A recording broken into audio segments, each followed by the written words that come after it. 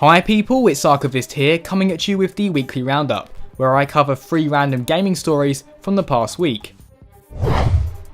DriveClub was delayed back in October to an unknown date, but thanks to a newly released trailer, we now know the game is coming out October 7th of this year.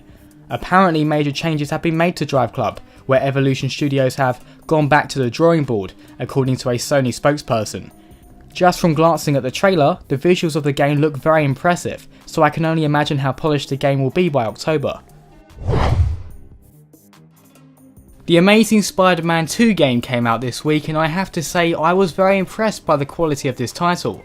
Now while I can't possibly say that The Amazing Spider-Man 2 is going to be the game of the year, it is actually a lot of fun with some interesting mechanics. The game's story is loosely based on the film, however there have been some major changes. Although some of the key plot points remain, their significance has been altered. The interaction between characters is quite well done, the voice acting is good, sometimes a bit cheesy though, but considering this is a comic book universe, it does feel appropriate. The biggest gripe I would have to say though is the facial detail inconsistency. It seems like some characters were given a lot more attention than others, which can be very distracting. The gameplay can be summarised quite simply as style over substance, but then again, this game has got some great style. The combat, for example, can feel a bit automated at times, but it's hard not to be impressed by Spidey's takedowns. The swinging mechanics allow you to shoot a web line from either your left or right wrist, depending on which trigger you pull. The web line then attaches itself to a nearby building, and this becomes your pivot point.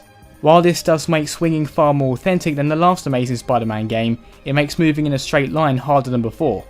Moreover, the web rush ability makes a return which is best used for travelling across rooftops.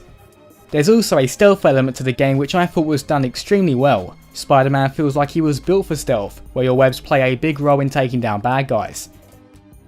Also, the game's graphics are actually quite impressive. Spider-Man's suits have lots of detail, and the city of New York is done very well.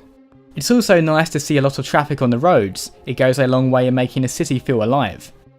However, as I mentioned before, the facial detail of some characters, Peter Parker in particular, are clearly the weakest link in terms of visuals.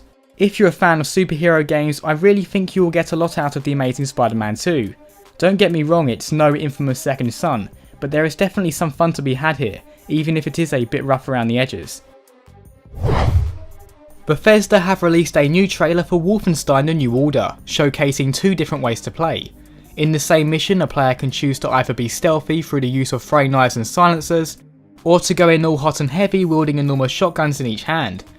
Normally I always find the stealth option more appealing, but after getting to see some of these weapons, I think I may feel more inclined to ditch subtlety in favour of being an unstoppable force of nature. Wolfenstein the New Order will be releasing onto PC, PS3, Xbox 360, Xbox One and PS4 on May 20th.